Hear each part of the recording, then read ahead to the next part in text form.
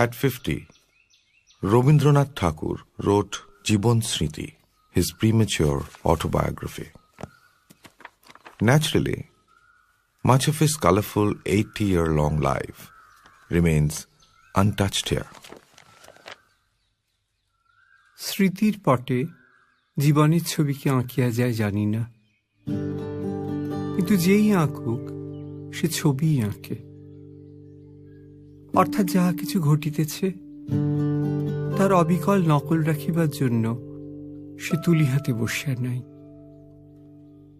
সে আপনার অভিরুচি অনুসারে কত কি বাদ দেয়, কত কি রাখে, কত বড়কে ছোট করে, ছোটকে বড় করিয়া তোলে। সে আগের জিনিসকে পাছে ও পাছের জিনিসকে আগে সাজাইতে বিন্দুমাত্র দ্বিধা করে না। বস্তুত তার কাজই ছবি আঁকা, ইতিহাস লেখানো।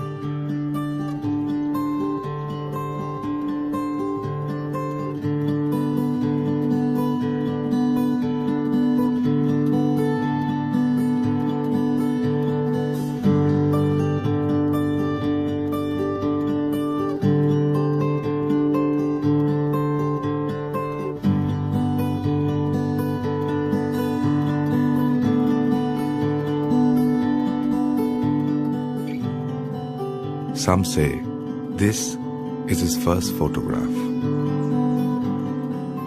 What he looked like before, we can only imagine.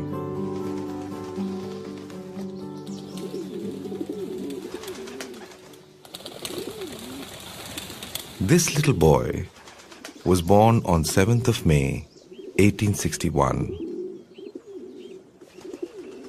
in this palatial house of Calcutta, then the capital of British India.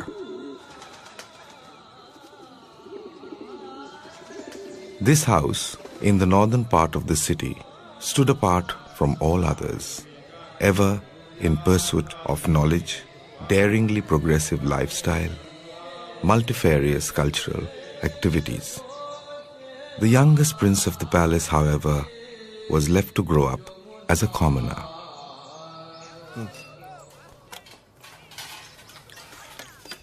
As a child, Robi was left in the care of cooks and maids. Except on Sunday mornings, when his mother supervised his bath, had him scrubbed and rubbed with homemade fairness packs. She considered Robi, the youngest of her 14 children, to be too dark. Otherwise, he was left pretty much to his own devices.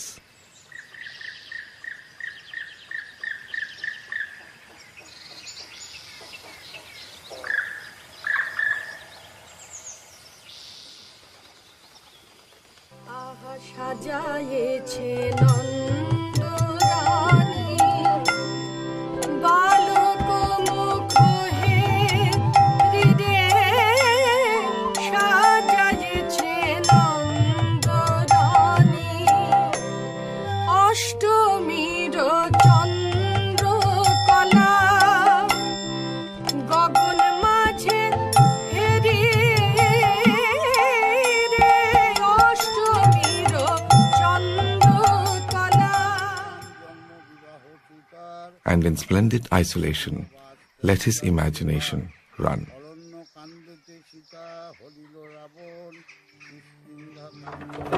A loner and an introvert maybe, already his mind traveling far ahead of time.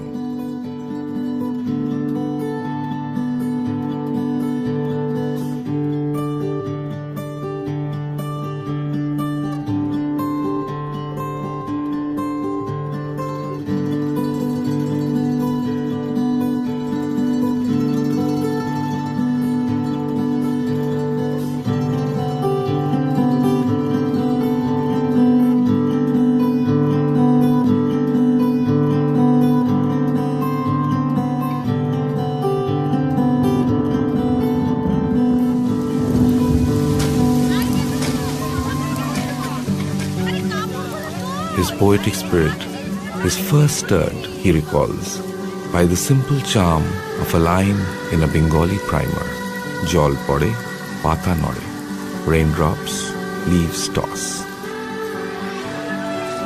His taste for open education, unbound by classroom routine, may have been unknowingly sown right here and led him to start an open-air experimental school in the countryside many, many years later.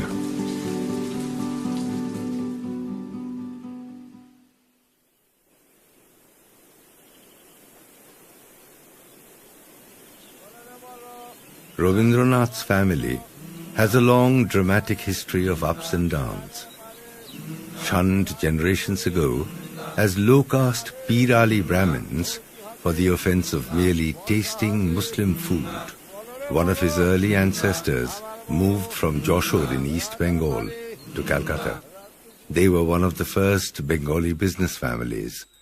Ravi Thakur's grandfather, Prince Dwarkanath Tagore, was considered another sinner, forbidden by his wife Digambari Devi from entering the household shrine for being a religious iconoclast, and also having dared cross the Kalapani to visit Queen Victoria. Devendranath Thakur, Dwarkanath's eldest son, chose to embrace the new Brahmo religion introduced by Raja Ram Mohan Rai, a religion minus the clutter of a myriad gods and goddesses, free from the superstitious strictures of all sorts, a religion following the essence of the ancient Vedas and Upanishads. Being ostracized by society liberated this family from conforming to mere convention, an inner freedom to discard the irrational habits of thought perpetuated by the mainstream.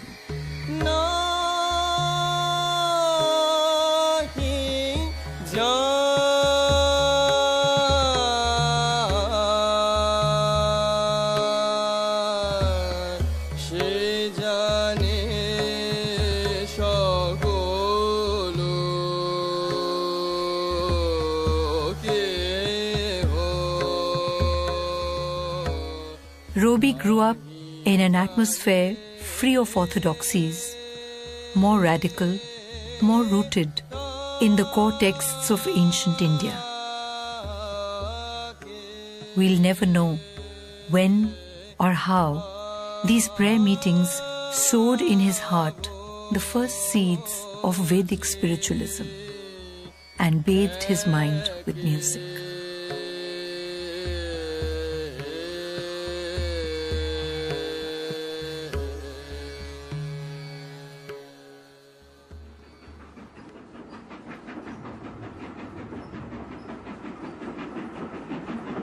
At age 12, his father takes him on his first holiday. This was the first of many journeys he would take over land and sea. An ever-curious mind, ready to explore the unknown from the depths of the human psyche, to the mysteries of the universe, even to the spirit world and life beyond death. By the time they reached Bolpur, it was dark. On their way to his father's house, named Shantiniketan, the abode of peace, Robi closed his eyes and waited for next morning to gain his first glimpse of this strange land. That abode of peace is almost unrecognizable today. It is a tourist attraction of sorts.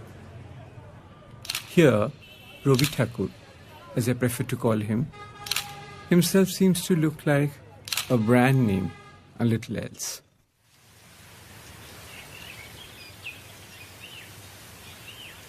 Robi opens his eyes at dawn. For the first time, he sees a vast horizon open to the sky. He doesn't know then that this very place would one day be linked with his own name more than his father's.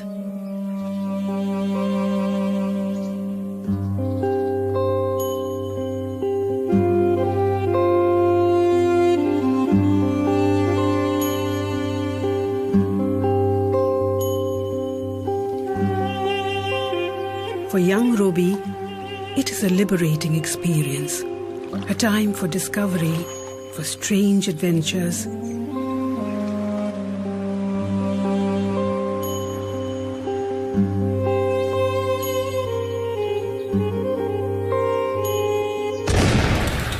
And a rude shock. It haunted him in curious ways.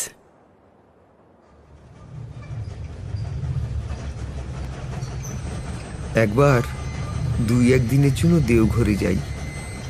কলিকাতায় ফিরিবার সময় রাত্রের গাড়িতে স্বপ্ন দেখিলাম কোন এক মন্দিরের সিঁড়ির উপর বলির রক্তচিহ্ন দেখিয়া একটি বালিকা অত্যন্ত করুণ ব্যাকুলতার সঙ্গে তাহার বাপকে জিজ্ঞাসা করিতেছে, বাবা এ কি, এ যে রক্ত। জাগিয়া উঠিয়াই মনে হইল এটি আমার স্বপ্নলব্ধ গল্প।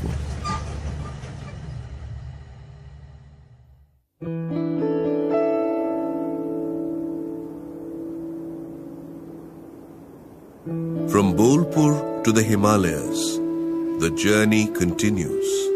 Father and son coming closer together through bonds of affection, lessons in discipline, and a deep oneness of spirit. একদিন দেখিতাম পিতা গায়ে একখানি লাল শাল পরিয়া হাতে একটি মোমবাতির সেজ লইয়া নিঃশব্দ সঞ্চরণে চলিয়াছেন, উপাসনা করিতে যাইতেছেন।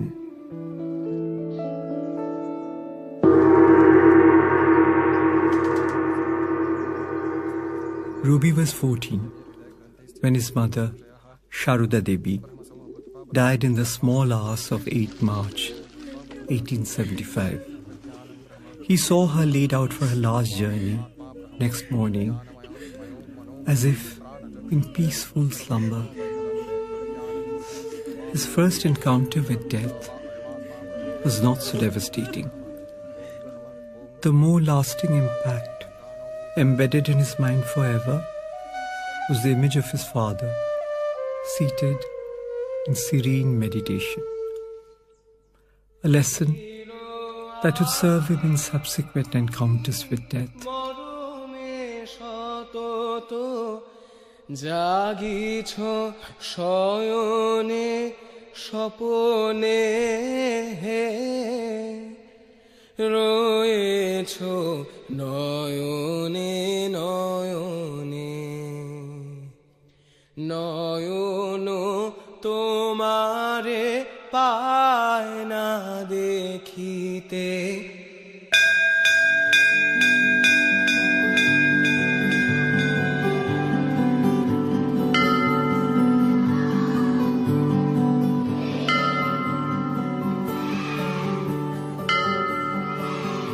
One school after the other. And then, at 15, the rebel within him suddenly raises his head. ব্যাপারটা কি? এ তো তামাশা হয়ে দাঁড়ালো দেখছি। শোন, আগে স্কুলে যাবি, কথা বলবো সেখানে। আবার আগের স্কুল? যা না রবি, নলিন মাস্টারের কাছে লোক পাঠাও, কথা বলো। কিরে রবি, যাবি? স্কুলে যাবে না, পড়াশোনা করবে না, ভদ্রলোকের ছেলে মুখ্য হয়ে থাকবে? অমন করে বলছেন কেন? শোনো গো, ও আজ আর স্কুলে যাবে না।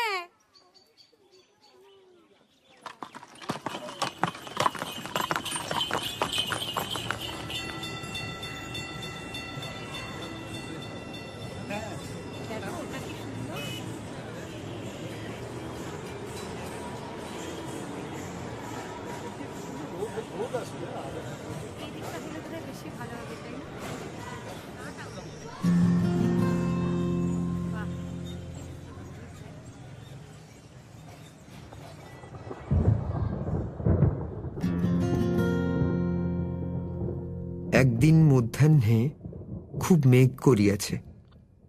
সেই মেঘলা দিনের ছায়া ঘন অবকাশের আনন্দে বাড়ির ভিতরে এক ঘরে খাটের উপর উপুড় হইয়া পড়িয়া একটা স্লেট লইয়া লিখিলাম গহনা কুসুমা কুঞ্জ মাঝে। লিখিয়া ভারী খুশি হইলাম।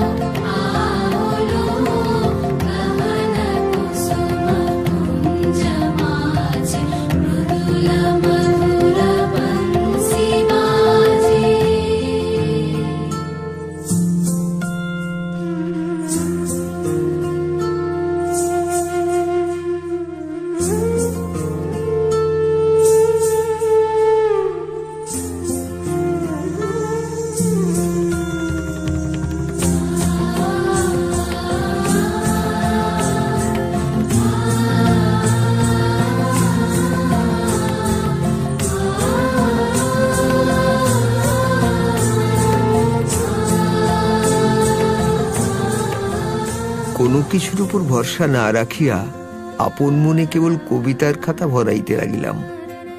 সে লেখাও তেমনি, মনের মধ্যে আর কিছুই নাই, কেবল তপ্ত বাষ্প আছে। সেই বাষ্প ভরা বুদ্বুদ রাশি, সেই আবেগের ফেনিলতা অলস কল্পনার আবর্তের টানে পাক খাইয়া নিরর্থকভাবে ঘুরিতে লাগিল। তাহার মধ্যে বস্তু যাহা কিছু ছিল তাহা আমার নহে, সে অন্য কবিদের অনুকরণ। উহার মধ্যে আমার যেটুকু, সে কেবল একটা অশান্তি, ভেতরকার একটা দুরন্ত আক্ষেপ।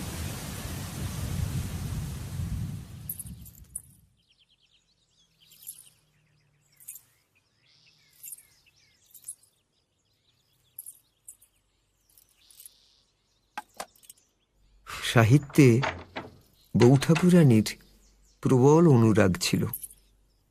বাংলা বই তিনি যে পড়িতেন কেবল সময় কাটাইবার জন্য তাহা নহে, তাহা যথার্থই তিনি সমস্ত মন দিয়া উপভোগ করিতেন।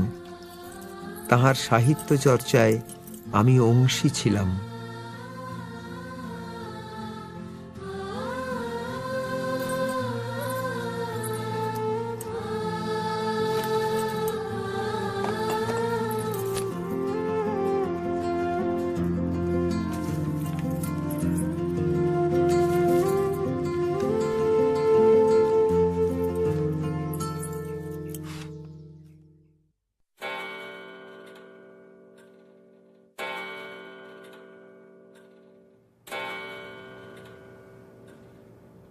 In 1878, a 17-year-old stripling is ready to sail to England to complete his formal education.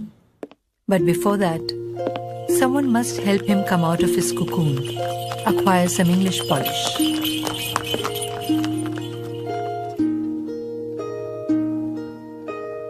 A 4-month stopover in Bombay is recommended. Here, he's turned over to the charge of the lovely Annapurna, daughter of a family friend, freshly returned from England.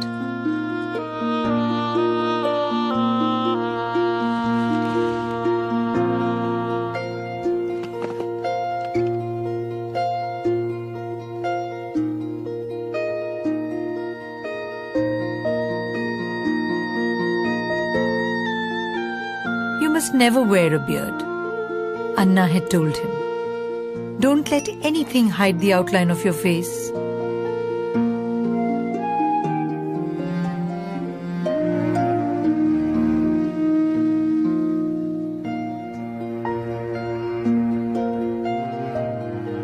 We all know that it was a request which he obviously didn't keep.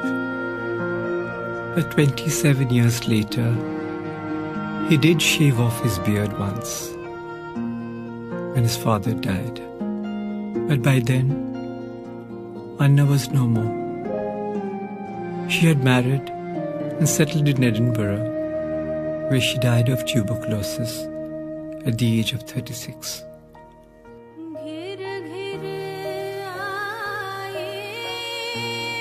In 1878, a 17-year-old Rabindranath reaches England to complete his education.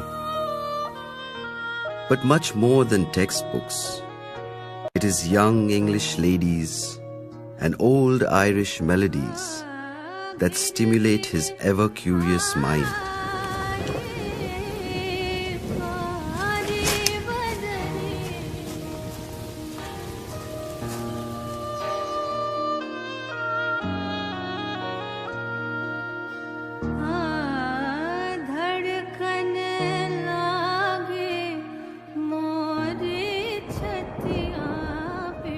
But dark English winters depress him so much, he wants to run back home. He writes long letters describing all his experiences and his longing to return to his familiar surroundings.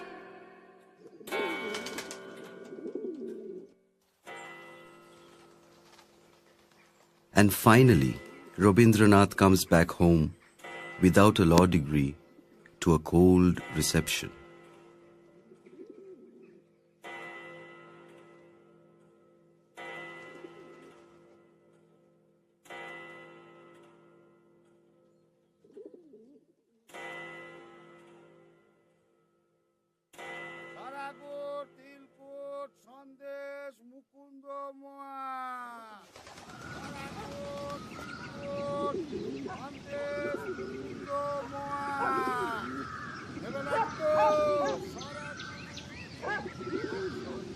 Robi had brought immense treasures home, which no one appreciated, except for Kadumburi, his sister-in-law.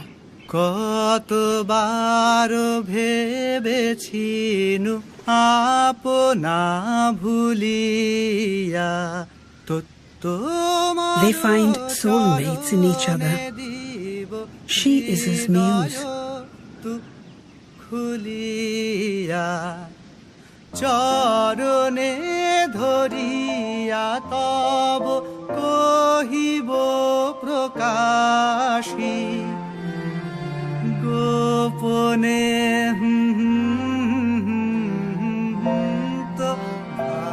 And yet he names her Hecate after one of the witches in Macbeth, whose spell he could never escape.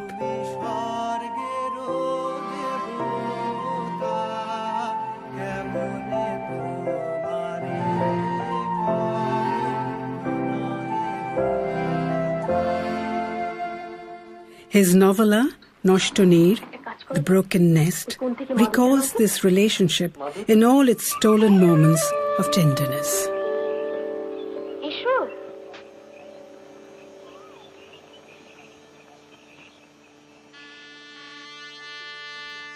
On December 9, 1883, Rabindranath was compelled by his family to marry Bhabutarini Rai Chaudhuri, a 10-year-old girl from a humble Brahmin family from a distant provincial town, Joshur of East Bengal. The wedding invitation is written by Rabindranath himself. On the auspicious day of the coming Sunday of 24th Agrohayan, my close relative, Sriman Rabindranath Thakur, will be married at an auspicious hour. We would be grateful if you could join us on that occasion in the evening at number 6 Jorasanko at Rabindranath Thakur's house to participate in the wedding celebrations. Yours sincerely, Sri Rabindranath Thakur. There's a wry humor in this, of course, but also a deliberate detachment, like a split personality almost.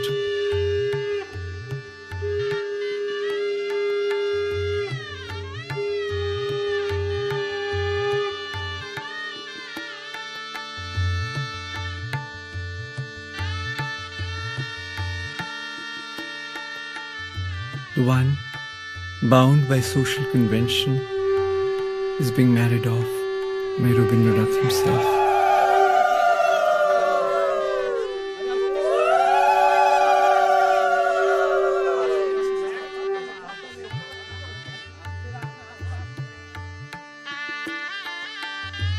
His wife's old-fashioned Hindu name is changed to Mrinalini.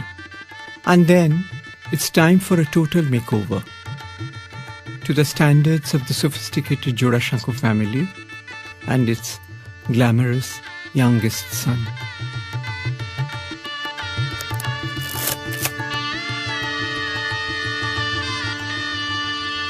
Four months after the wedding, Ruby's Hecate killed herself. A suicide note was destroyed at the command of the Grand Patriarch, Rabindranath, and the whole scandalous episode was hushed up. But speculation is rife even to this day. They say she was neurotic and jealous of her husband's affair with a certain famous stage actress, frustrated because she couldn't bear children. And the final blow, of course, was Ruby's marriage. For the poet, it is a tragedy impossible to bear. Try as he might, he cannot emulate his father's serene composure.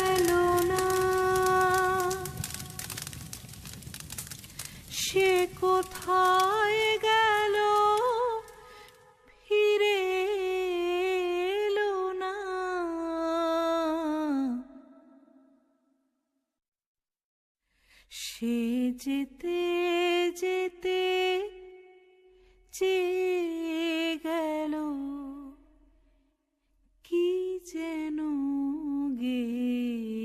গেল তাই আপন মনে বসে আছি কুসুম বনেতে সে ঢেউয়ের মতন ভেসে গেছে চাঁদের আলোর দেশে গেছে যেখান দিয়ে হেসে গেছে বাড়ির ছাদে একলা গভীর অন্ধকারে মৃত্যু রাজ্যের কোনো একটা চূড়ার উপরকার একটা ধ্বজ পতাকা, তাহার কালো পাথরের তরুণদ্বারের উপরে আঁক পাড়া কোনো একটা অক্ষর কিংবা একটা চিহ্ন দেখিবার জন্য আমি যেন সমস্ত রাত্রিটার উপর অন্ধের মতো দুই হাত বুলাইয়া ফিরিতাম। News of his frantic state reaches his father, who is as usual up in the Himalayas. From there, a change of air is prescribed.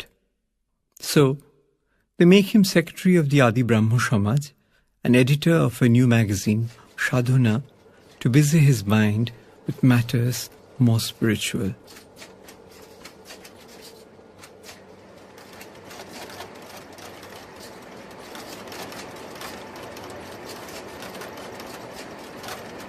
Thus, chastened for some years, the next order from up there is to go off to manage the family estates in Shilaidaho, now in Bangladesh.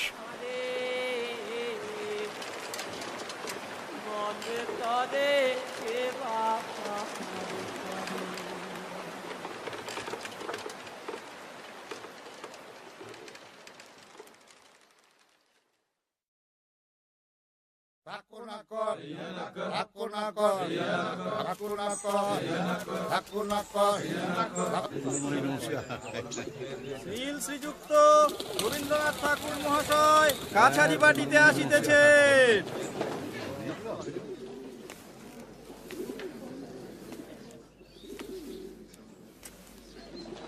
The young landlord meets his subjects for the first time.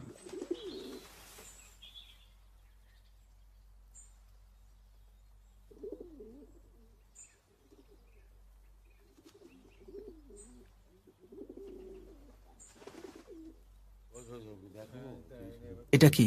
এটা আপনার পিতৃপুরুষদের আসন, এখনই এখান থেকে নিয়ে যান। He insists that the high throne reserved for him be removed because he wants to sit on the floor at the same level with his people and break the traditional barrier between the ruler and the ruled.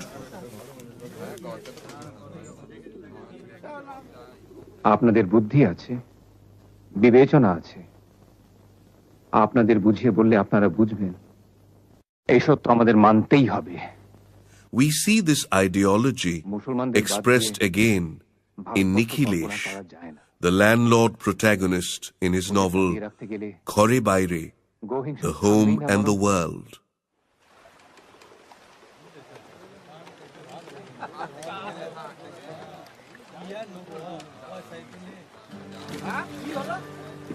This was another world of rivers and waterways. A city-bred individual's first exposure to the real India, to humble villagers far too content with their lot.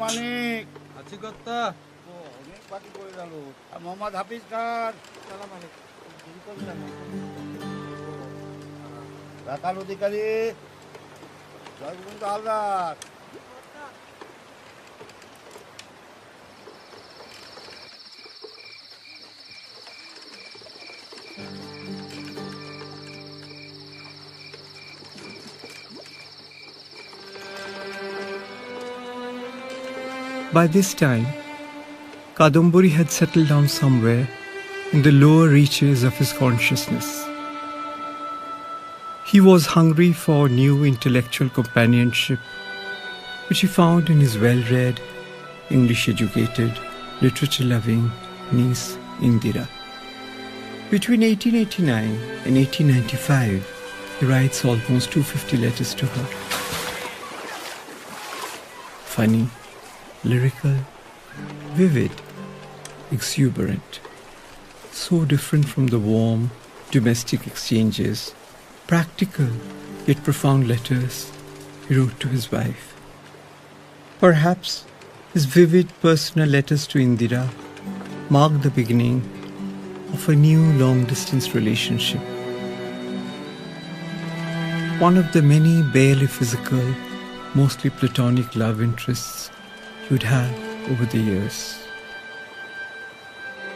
An expression surely of enormous appetite for life and the great self-restraint he practiced to stay within the bounds of social propriety.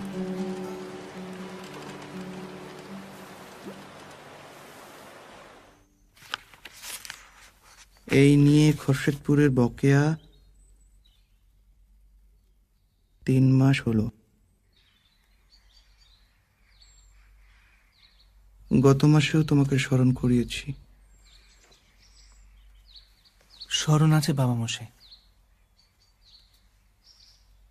আমি তাগাদা দিয়েছি। নিজে গিয়েছিলে নাকি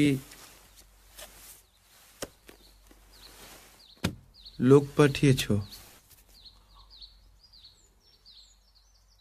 আমি চিঠি পাঠিয়েছি।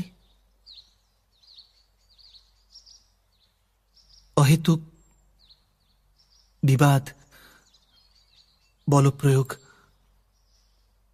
আমার ইচ্ছে করেন না বাবা মশাই।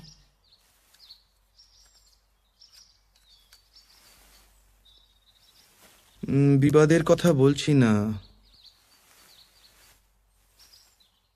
কিন্তু জমিদারিতে পত্র সাহিত্যের কোনো স্থান নেই। হয় নিজে যাও, নয় লোক পাঠাও।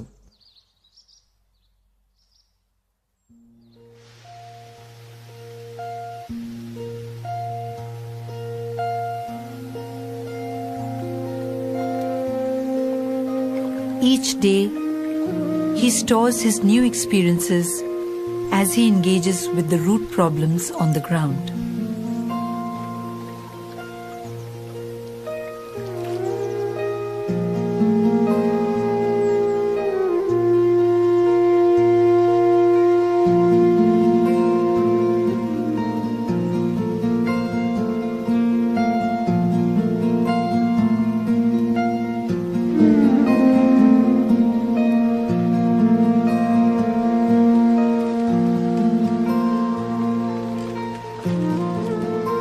Tries to write short stories about ordinary people, full of sensitive details and a stark realism. At the same time, his lyrical outpourings acquire a mystical hue.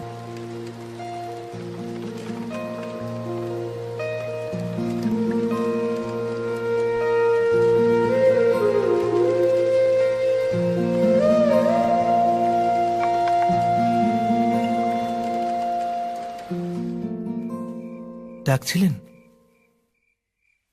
বাবা মশাই?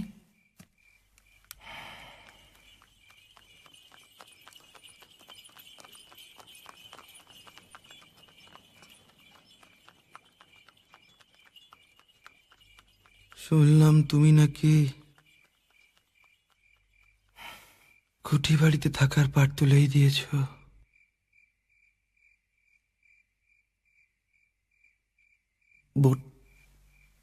বোটে আমার ভালো লাগে বাবা মশাই।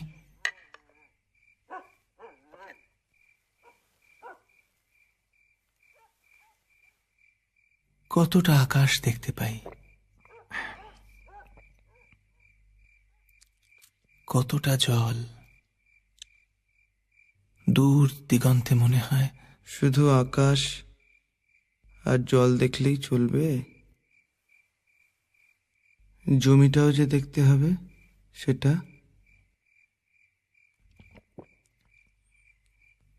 রাত্রে তারাগুলো কেমন যেন স্পষ্ট হয়ে ওঠে।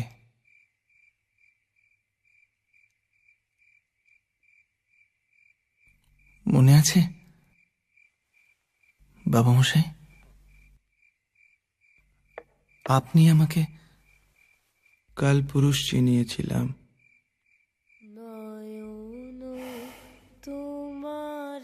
বাক্রটায়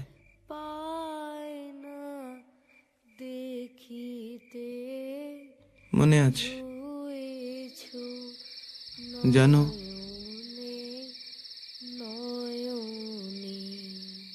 জ্যোতিষশাস্ত্রে কালপুরুষকে নিয়ে এক অদ্ভুত কুসংস্কার আছে। কিংবদন্তিও বলতে পারো। কিংবদন্তি?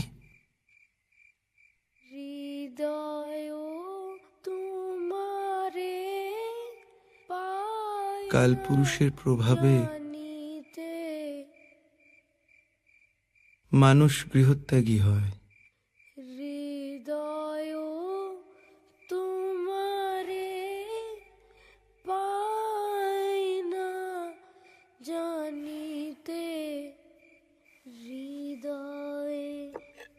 আপনি আর একা একা মুসরিতে থাকবেন না বাবা মশাই। আমাদের দুশ্চিন্তা হয়।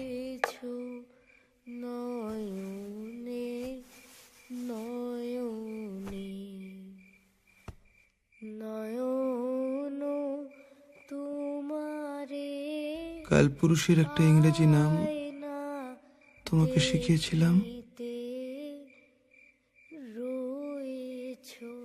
মনে আছে?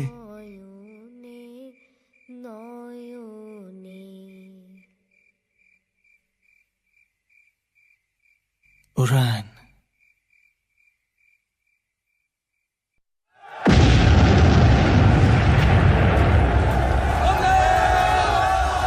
In real time, however, the country is in turmoil. The nationalist movement is taking off.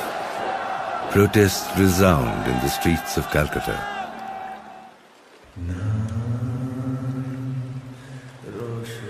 The poet feels like a truant schoolboy playing his flute far away from the main action. His conscience compels him to serve the cause of freedom. For a proud, free-spirited young man like Rabindranath, the struggle against British imperialism was profoundly to be desired. But not through violence, nor aggressive nationalism.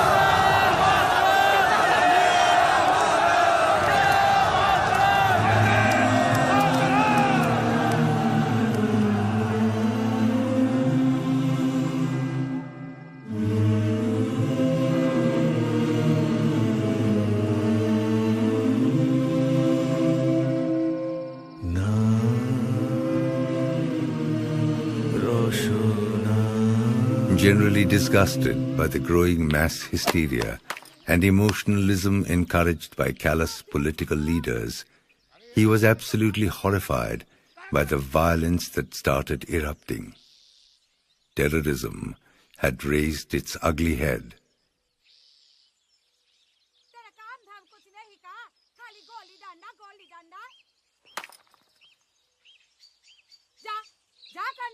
Feeling an outcast in mainstream politics, Rabindranath decides to return to Bolpur.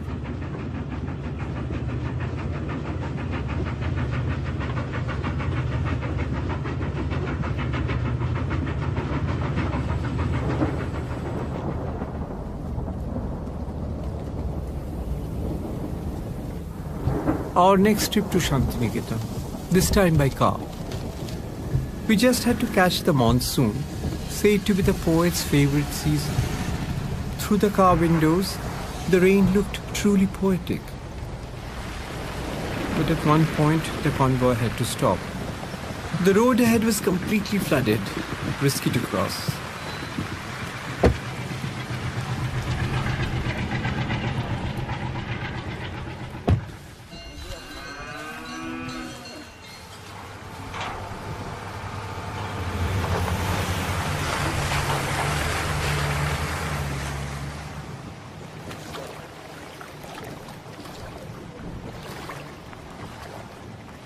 The mud, the slush, it was too much for us, the city-bred people, to take.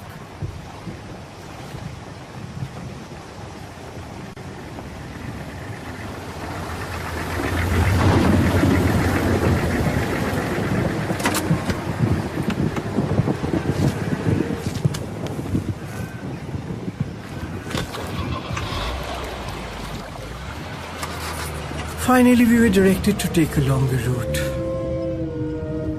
And now, there's no poetry left in the rain. All we saw were vast lakes on either side, drowning the paddy fields and village huts, and left the people homeless. I guess one has to experience this dismal reality, the real India, before entering the land of his poetry.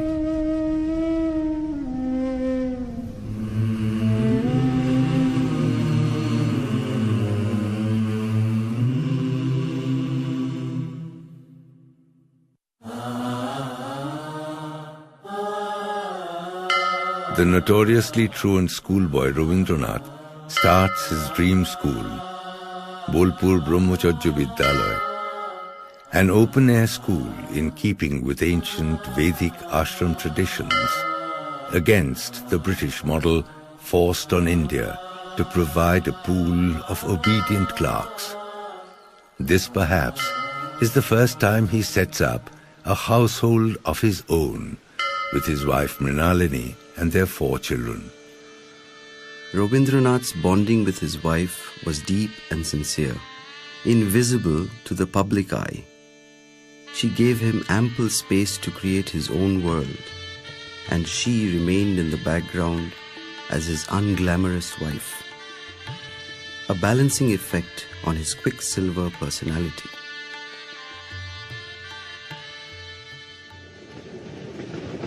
But the city calls him back again in 1905.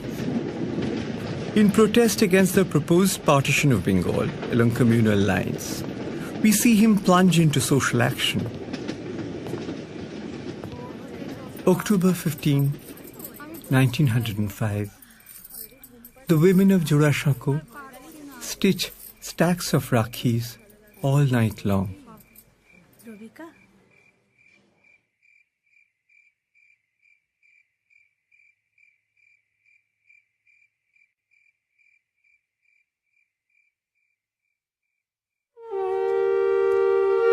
Next morning finds a barefoot Rabindranath out on the streets with families and friends to tie friendship bands on each other.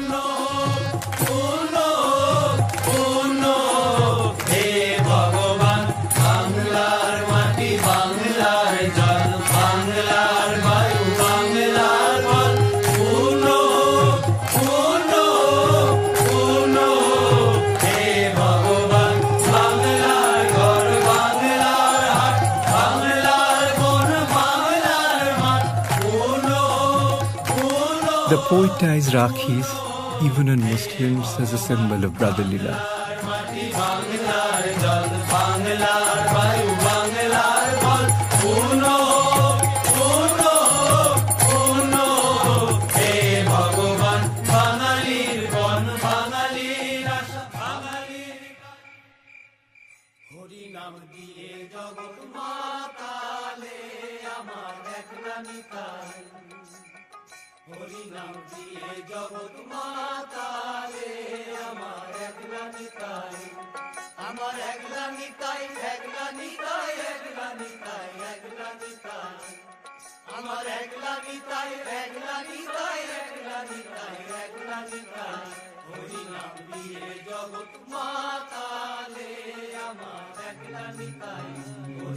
Rabindranath wrote almost 24 patriotic songs at this time.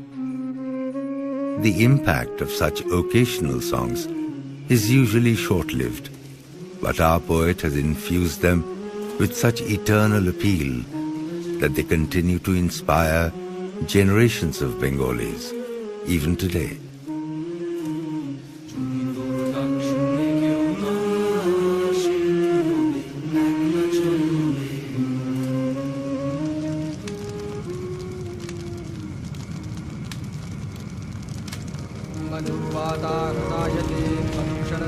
The first decade of the new century sees death stalking him, stealthily, relentlessly.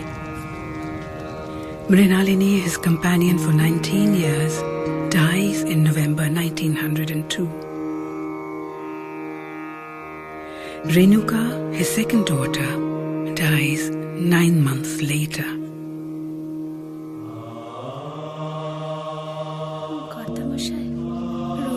His father and guru, Maharishi Rabindranath, dies in January 1905.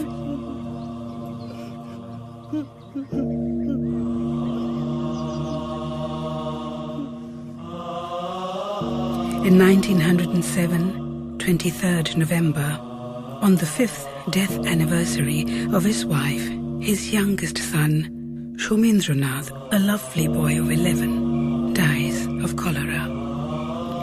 He remembers Shomi's death 25 years later as the most poignant sorrow of his life. Sitting alone in the dark in an adjoining room, he prayed intently for his dying son to pass away into his next stage of existence in perfect peace. My mind seemed to float in a sky where there was neither darkness nor light, but a profound depth of calm, a boundless sea of consciousness without a ripple or murmur. I felt like a father who had sent his son across the sea, relieved to learn of his safe arrival.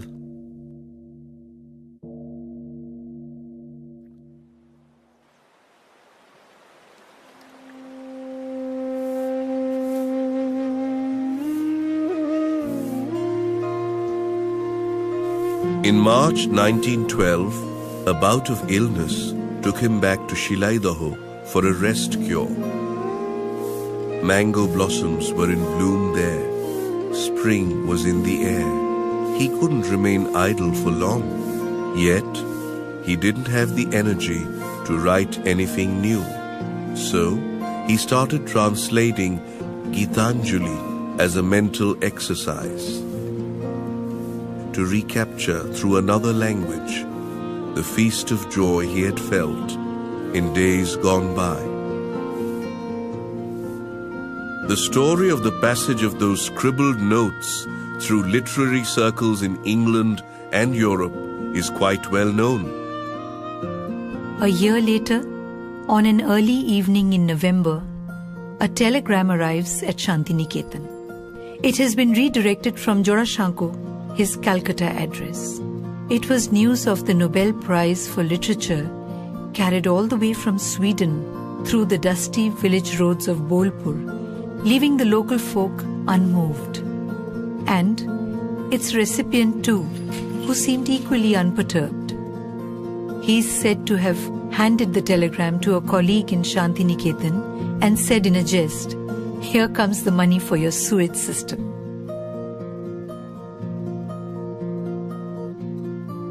He knew all too well how fleeting could be any joy, any fame.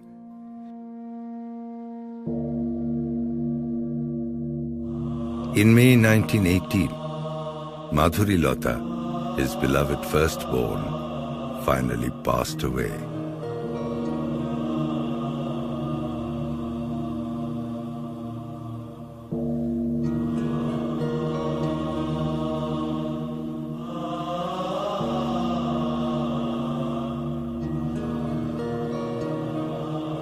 With the image of his father in deep meditation in mind, he mourned the loss of his favorite Beli through engagement with a higher purpose.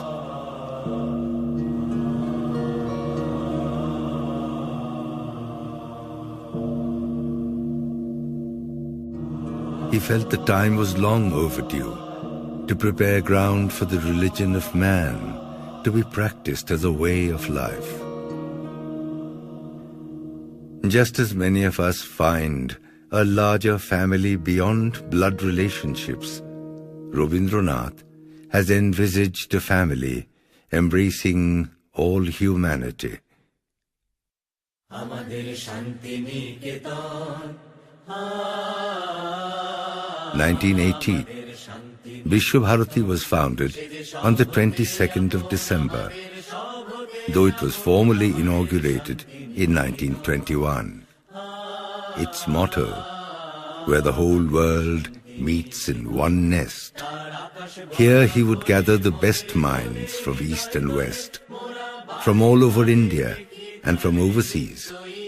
To him, Vishwabharati would represent the quintessential wisdom of India, nurtured and nourished through ages of give and take with the rest of the world.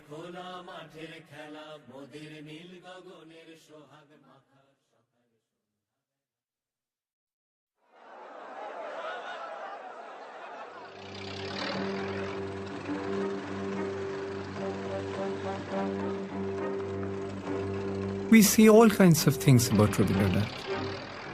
We find his English rather stilted, his poetry too airy-fairy, his head too up in the clouds, that he never stepped out of his ivory tower for the cause of the common man.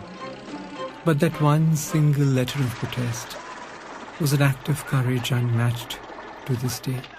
Yes, we're talking about the massacre of innocents at Jallianwala Bagh.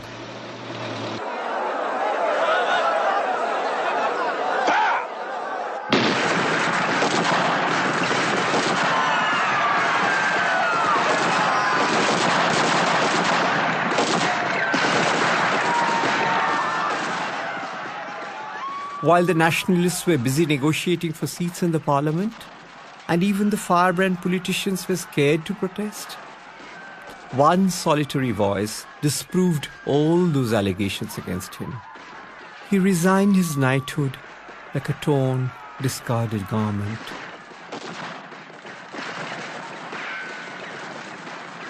His ringing prose became more poignant than any poetry he ever composed. His English rose to the occasion in an exemplary style and cut the rulers quick. His compassion spilled out spontaneously for some distant countryman whose martyrdom was buried in hushed silence.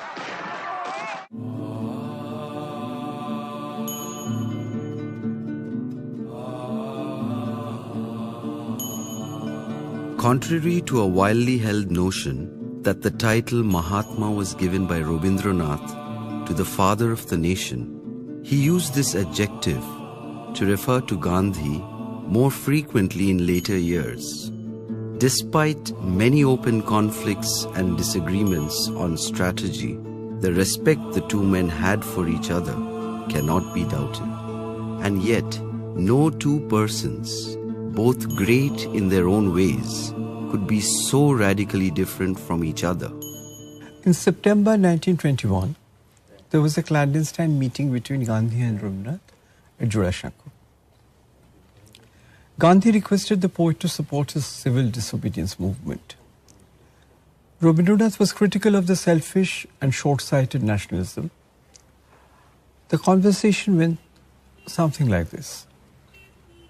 Rabindranath says, "Suppose you succeed in driving the British out. What happens then? Do you really believe that the Hindu and the Muslim will live together forever?"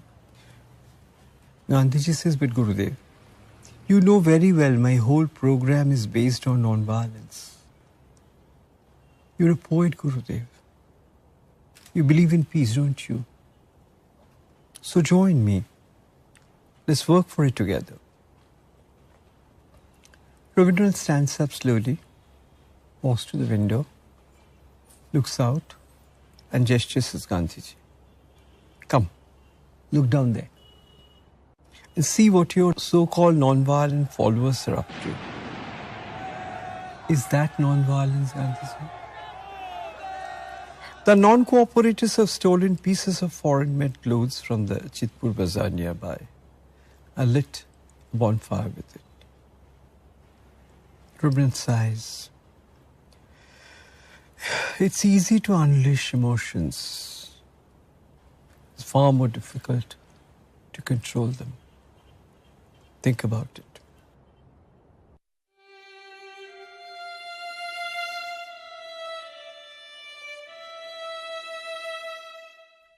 (1926), Potsdam, Germany. A little brown wooden house on a hillock with a roof of red tiles. Tall palm trees surround it like watchmen. After a profound philosophical discussion with Albert Einstein, Rabindranath and his companion are on their way again. Abhiyo, দেখো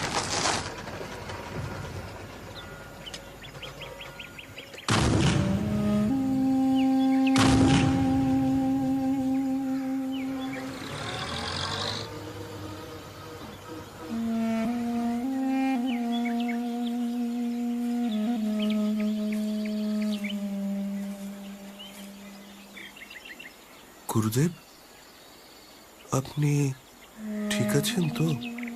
আচ্ছা, এগুলো কি সত্যি? খরগোশগুলো সত্যি গুরুদেব। আচ্ছা, আমরা এখন এখান দিয়ে না গেলেও কি ওরা থাকতো? প্রফেসর আইনস্টাইনের মত তো তাই।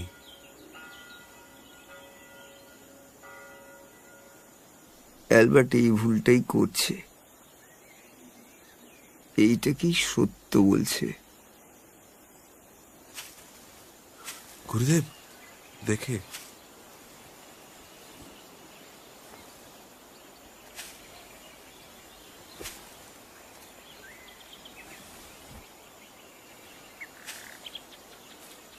বসুন আপনি।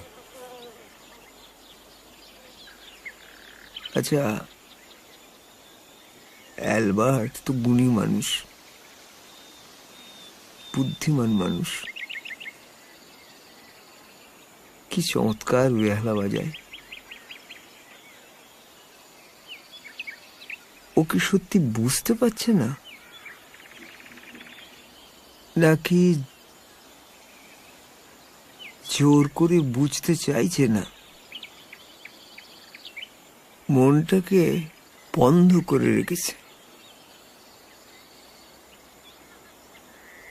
নইলে আমার কেউ দেখলুম না, জানলুম না, একটা ঘরের মধ্যে আছে বলেই সেটাকে টেবিল বলে মেনে নিতে হবে?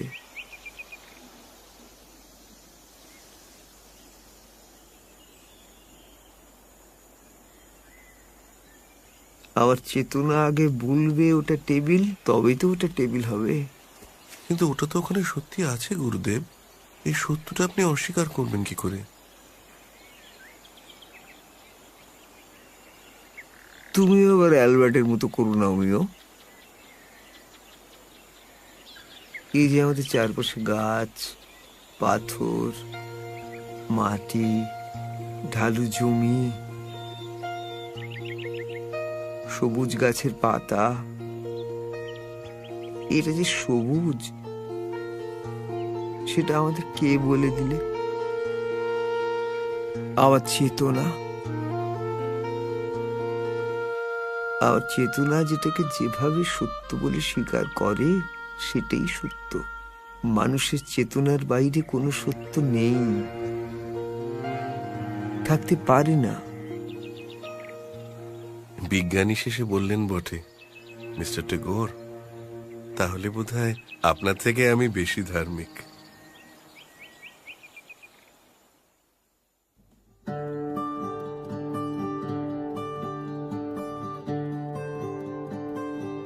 All his life, the poet had amused himself scribbling and doodling over the corrections he made in his writings. We see them strewn across all his manuscripts.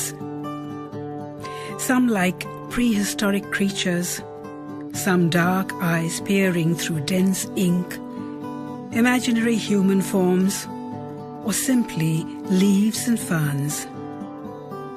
We were all quite familiar with these playful forays he made with pen and ink, right up to the age of 70. But when he took up a paintbrush in his old age, he seemed to embrace a new love, a whole new means of expression, through which he could break all conventional norms of creation in verse or prose. No rules, no grammar, just uninhibited alliance with his new love, which opened new vistas for Indian art.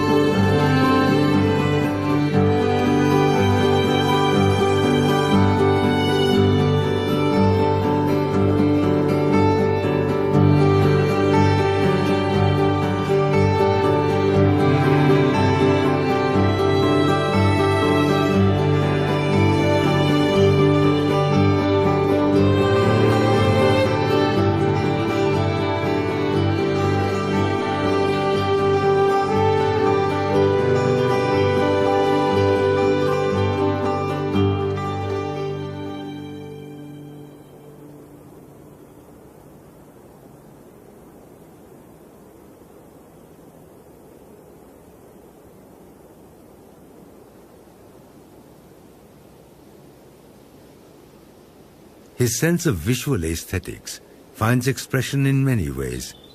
He keeps building new houses, shifting around experimentally with new styles of Oriental architecture and decor, almost as a metaphor for his all-eclectic mind. Far removed from the original building in the campus, Shantiniketan Griho, a two-storied mansion built by his father in the typical British colonial style.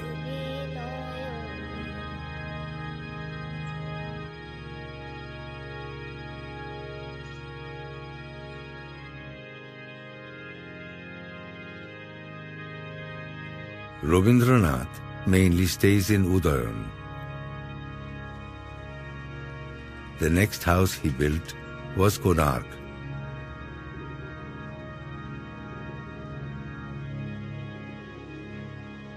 The third was a mud house, Shamuli, inspired by the local villages.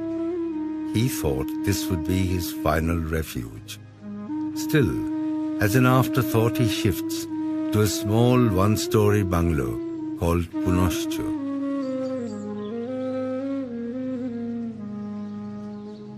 And finally, he settles for a north-facing house, Udichi.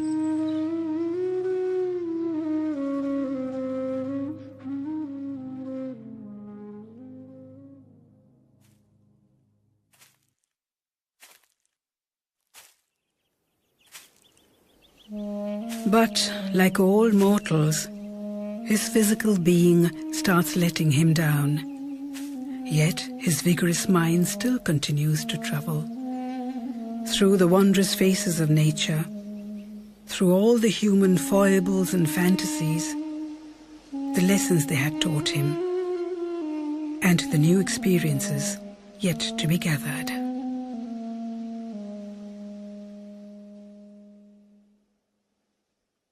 One fine day, the poet decides to shear off the tresses he had been so fond of. He has a wry smile on his face as he says, "Someday I had to unburden myself."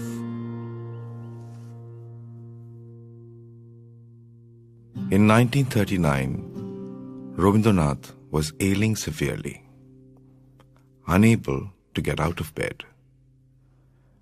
He is almost like Amol from Tagore, a play he has written in 1911 about a little ailing boy waiting for an invitation from the king, a poetic metaphor for death.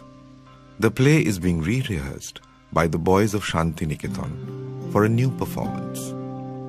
the poet wishes to add a few new songs to it and writes, Shomukhe Shanti Barabar. But on second thoughts, he puts it away, reserving it for his own funeral.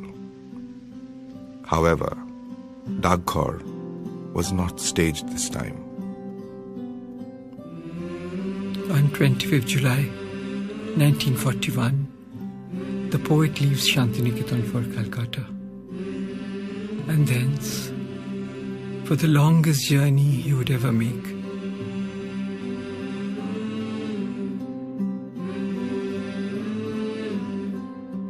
Rabindranath Tagore passed away on August 7, 1941, away from his beloved Bengal, away from his land of the Vedas and Upanishads, away from the world he so passionately embraced, still unafraid, still alone.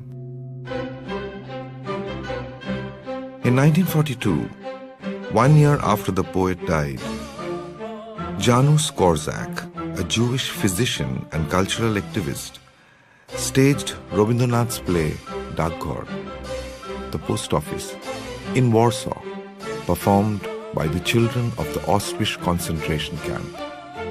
It was to prepare the children for death in the gas chambers. Since then, the world has faced many holocausts, many genocides, countless conflagrations, an endless cycle of violence. But that reassuring voice, fear not, the fire will not touch you, still raises faint echoes in those who have the heart to hear.